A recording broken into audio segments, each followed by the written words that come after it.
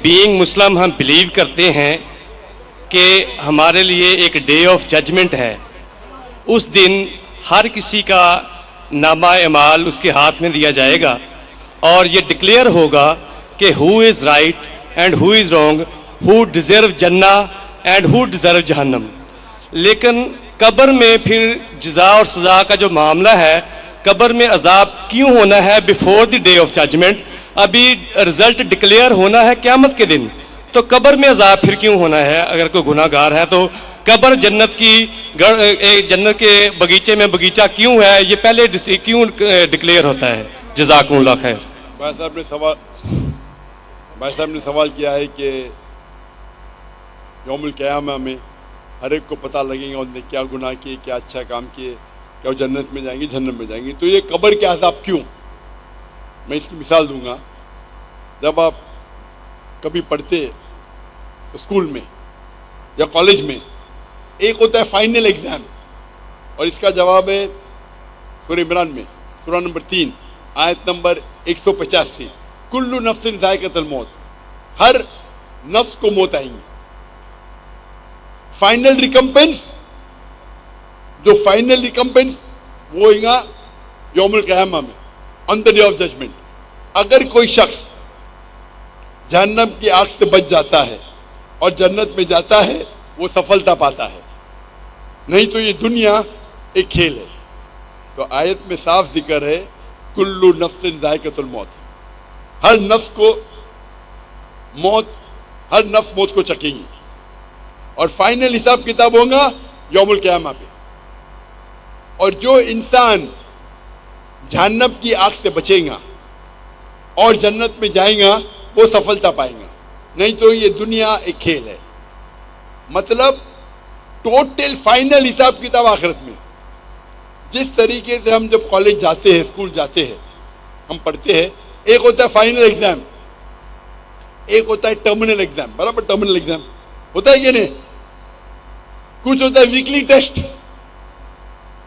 تو جب بھی آپ کوئی بھی چیز اچھا یا برا کرتے ہیں، آپ کو اس کا پنشمنٹ، اس کی جو سزا یا جزا، آپ اچھا کام کیے اس کا جزا یا برا کام کیے اس کی سزا 3 جگہ مل سکتی ہے. ایک دنیا میں، دوسری برزخ میں، اور ایک آخرت میں. 3. آپ نے کچھ غلط کیے، اللہ تعالیٰ دنیا میں آپ کو سزا دے سکتا ہے. آپ نے اچھا کام کیے، یہ دنیا میں ریوارڈ دے سکتا ہے.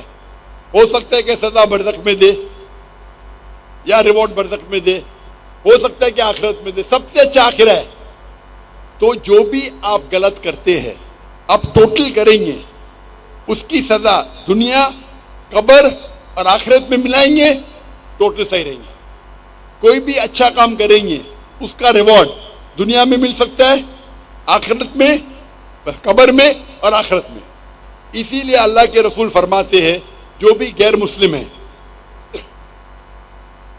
وہ جو بھی اچھائی کرتے اس کو دنیا میں اس کا ریوارڈ مل جاتا ہے. ایک مشرک ہے جو شرک کرتا ہے، وہ جنت میں نہیں جائے گا. اچھے کام کرتا ہے، دنیا میں اس کی ریوارڈ مل جاتا ہے، تو وہ آخرت میں اللہ سے کمپلین نہیں کر سکے گا مجھے تو انعام ملا نہیں. مثال کے طور پہ مدر ٹریسا، اس کو بڑے بڑے ایوارڈ ملے، اچھا کام کی. تو آخرت میں اللہ تعالیٰ بولے گا تم نے اچھا کام کیے، تم کو شہرت مل گئی، تم کو پورا ریوارڈ دنیا میں ملا. جو غلط کام کیے ہو سکتا ہے کہ تھوڑی سزا یہاں نہیں بھی ملے. کتنے لوگ ہیں جو بڑے بڑے اسمگلر ہیں، ڈاکو ہے، اپنی زندگی اچھے عیش و آرام سے دنیا میں بتاتے ہیں. اللہ تعالیٰ بولا چلو تم کو سزا یہاں نہیں دوں گا، قبر میں دوں گا اور آخرت میں دوں گا، یا صرف آخرت میں دوں گا. تو وہ سمجھتا ہے کہ ارے میں تو بہت تیر مارا، غلط کام کیا، مشرک ہے، ڈاکہ ڈالا، لوگ کا قتل کیا، دنیا میں کچھ نہ اس کو پنشمنٹ ملی. پنشمنٹ مل سکتی ہے قبر میں اور آخرت میں. تو یہ کہنا کہ آخرت میں پنشمنٹ ملیں گی تو قبر میں کیوں مل رہی ہے، آپ ٹوٹل کریں گے تو صحیح رہیں گا. ہو سکتا ہے کہ پارٹ آپ کو دنیا میں ملی، پارٹ سزا آپ کو قبر میں ملی، باقی کی ملے گی آخرت میں. ہو سکتا ہے کہ دنیا میں آپ کو سزا ملی نہیں جو غلط کام کیا آپ نے، ہو سکتا ہے قبر میں بھی نہ ملی تو پوری ملیں گی آخرت میں. تو ٹوٹل صحیح ہے یہ. ہاں لیکن ڈبل سزا نہیں ملیں گی. ڈبل مطلب آپ کو ملنا چاہیے 100 پوائنٹس کی سزا. ہو سکتا ہے کہ 2 پوائنٹ دنیا میں ملے گا، 8 پوائنٹ قبر میں، 90 پوائنٹ آخرت میں. اللہ تعالیٰ ایسا نہیں کرے گا 100 پوائنٹ دنیا میں بھی، 100 پوائنٹ قبر میں بھی، 100 پوائنٹ آخرت میں. یہ غلط ہے. تو اگر 100 پوائنٹ کی سزا ملنا چاہیے آپ کو کچھ پوائنٹ دنیا میں ملیں گے، کچھ پوائنٹ قبر میں، باقی ملیں گے آخرت میں. جو لوگ، اسی لیے اللہ تعالیٰ اللہ کے رسول فرماتے کہ یہ دنیا جو ہے ایک مسلم کے لیے قید ہے اور ایک کافر کے لیے جنہ ہے. تو ایک غریب یہودی پھٹیلے چٹیلے کپڑے پہن کے حافظ ابن حجر اسقلانی رحم اللہ ان کے پاس آتے ہیں، بولتے یہ حدیث کی کیا معنی ہے؟ میں تو غریب ہوں اور آپ کے رسول کہتے ہیں کہ کافر کے لیے، اور میں کافر ہوں، کافر کے لیے دنیا جنت ہے، میں غریب ہوں، میرے کپڑے پھٹے، کہاں جنت ہے؟ آپ کے لیے، آپ مسلم ہیں، آپ کے لیے قید ہے، آپ تو عیش و آرام کریں، کہاں قید ہے؟ تو وہ فرماتے ہیں، جواب دیتے ہیں حافظ حجر اسقلانی کہ مسلمان جانتا ہے کہ جو اسے آخرت میں ملے گا وہ جنت، وہ اتنا عظیم ہے کہ اگر آپ دنیا کے سب سے امیر انسان بھی ہو وہ آخرت کے مقابلے میں کچھ نہیں ہے. یہ قید ہے. آپ دنیا کے سب سے امیر انسان ہو، سب سے طاقتور ہو، سب سے بڑے راجا ہو، لیکن جو آپ کو جنت میں انعام ملے گا وہ اس دنیا کے مقابلے میں قید ہے. اور اگر وہ کافر یہ جانے کہ آخرت میں اس کو جو سزا ملیں گی، یہاں چاہے وہ بدترین سے بدترین انسان ہو، سب سے غریب ہو، سب سے بھوکا، پھر بھی آخرت کے اندر جو سب سے کم آگ آپ کے تلوے کے نیچے رہیں گی تو آپ کا بھیجا ابلے گا، سب سے چھوٹی سے چھوٹی آگ. تو اگر آپ کو پتا چلے گا کہ کیا آپ کو پنشمنٹ، سزا ملیں گی آخرت میں، اس دنیا میں آپ سب سے بدترین انسان بھی رہیں گے پھر بھی آپ کے لیے جنت ہے، تو یہ تشریح اس کی. تو ٹوٹل فائنل ریکمپنس آخرت میں ہے. ٹوٹل پنشمنٹ اینڈ ریوارڈ دنیا، قبر اور آخرت ہے. ہوپ دان سے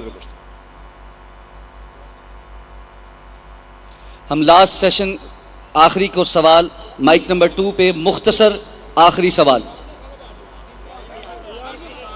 ہلو مسیح خداوند میں آپ سب کو سلام.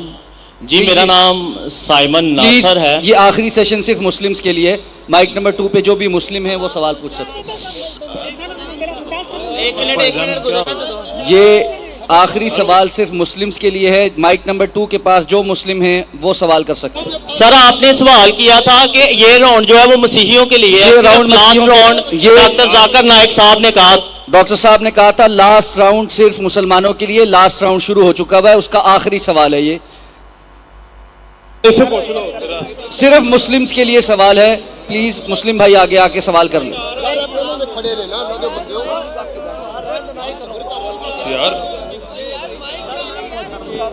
سر میں مسلم ہوں. میں بھی مسلم ہوں. مجھے ایک سلام پہنچانا ہے. بھائی سوال کرنے والا بھائی آگے ہے، سلام پہنچانے والا بھائی آگے نہ آئے. ایک سلام، یار میرا سوال ہے. ایک سلام پہنچانا ہے. جی السلام علیکم، میرا نام حیدر گلفام ہے اور میں دین حق کا طالب علم ہوں. میرا ڈاکٹر صاحب سے مختصر سوال یہ ہے کہ آج کے دور میں بہترین جہاد کون سا ہے؟ ایک سلام پہنچانا ہے. مائک بند کر دیجئے. جی مائک بند کر دیجئے. جیسے میں نے کہا تھا کہ آخری راؤنڈ صرف مسلمانوں کے ہوں گا، اور جو سوال پوچھنا چاہتے تھے اس نے پوچھ چکا تھا. سائمن پہلے سوال پوچھ چکا ہے تو اس کو موقع دیا گیا ہے، اور اکثر سوالات غیر مسلم نے پوچھے. تو یہ آخری راؤنڈ ہے اور یہ آخری سوال ہے. بھائی صاحب نے پوچھا کہ آج کی تاریخ میں سب سے بہترین جہاد کیا ہے. آج کی تاریخ میں سب سے ہم دیکھتے ہیں معاشرے میں، ہمارے معاشرے میں ٹیکنالوجی بڑھ چکی ہے، سوشل میڈیا آ چکا ہے، کئی فتنے آ چکے. سب سے بہترین جہاد ہے جہاد اپنے نفس کے ساتھ. اپنی نفس کے ساتھ جہاد کرنا ایک عظیم جہاد ہے. ہم دیکھتے ہیں کہ ٹیکنالوجی بڑھ رہی ہے, سائنس بڑھ رہی ہے, کتنے چیزیں ہم کو سوشل میڈیا پہ آ رہی ہے, اور کئی بار مسلمان بھٹکتے ہیں اور قرآن اور حدیث پہ عمل نہیں کرتے. ہمارا جہاد ہونا چاہیے کہ ہم قرآن اور مجید کے نزدیک آئے, قرآن اور مجید کے تعلیمات پہ عمل کرے. تو میرے نزدیک آج کی تاریخ میں سب سے بہترین جہاد یہ ہے کہ قرآن اور مجید کے تعلیمات پہ عمل کرے. قرآن کو ترجمے سے پڑھیے, حدیث کو پڑھیے اور اس پہ عمل کریے. انشاءاللہ مسلمان پھر سے دنیا کے چوٹی پہ پہنچیں گا. آج کی حالت میں مسلمان کو لوگ نیچے دیکھتے ہیں, فٹ بال کی طرح لات مارتے ہیں, کیونکہ ہم قرآن اور حدیث سے دور ہیں. ہم اگر جد و جہد کریں گے, قرآن اور حدیث کے روشنی میں قرآن اور حدیث کے تعلیمات پہ عمل کریں گے, یہ سب سے بڑا جہاد ہے. وآخر دعوانا الحمدللہ رب العالمین.